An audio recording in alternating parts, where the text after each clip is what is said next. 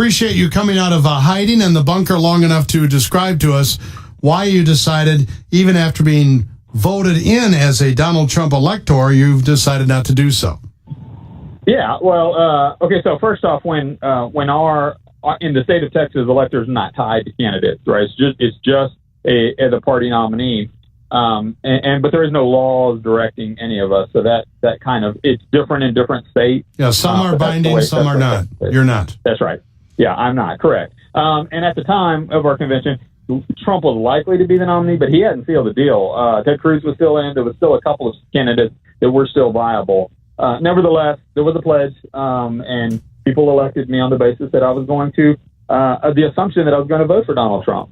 And so, after evaluating, well, that is true. I still don't think he's qualified, and I think the most honorable thing to do is for me to resign. I don't cave to my convictions. I stand on my principles that I've since been solidified in since after that election. And at the same time, they'll get a Trump elector vote.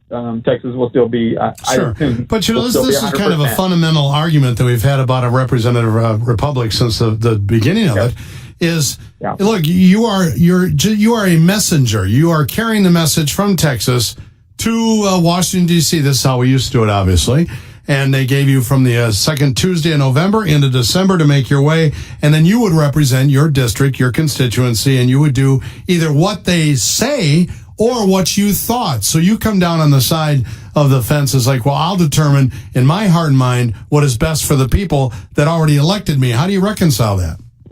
Yeah, I believe that's the way a representative government is we elect representatives to act according to their conscience in light of the law. So when I'm interviewing candidates that are running for office, I want to know how they think, how they function. I don't want them to do everything that all of the people in their district demand them to do. I think that's functioning like a democracy and not a republic. Pure democracies don't work. I get that. Yeah. Talking here with Art Sisneros. Sorry, Art. He's a Donald Trump delegate that decided he just can't because of the Bible. Pull the lever for him on December 19th. Hey, don't you think, though? Don't you believe in the process in our government to be able to govern and back and support the guy that we've elected and hope that guys like you and the rest of the 538 can keep an eye on him to make sure that he does do the job he was elected for?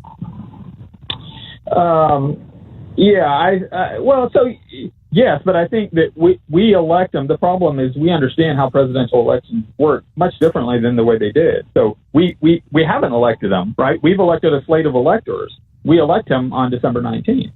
That's when the presidential, the first election, they didn't even count who the popular vote was. They didn't even count. The people didn't even vote at all for a president. They just voted for electors. Yeah, the state legislators voted for the Senate, too, our House of Lords. So it's morphed over time. Art, is anybody starting your car for you there in Texas? It's gotten a little interest. Yeah, what's happened? What have people done to you? What have they posted? Have they come to your door yet?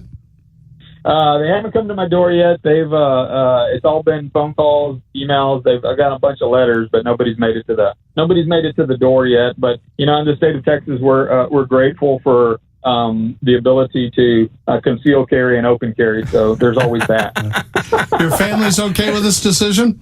They are. They're very proud that somebody has principles and is willing to stand on it, no matter what the consequences.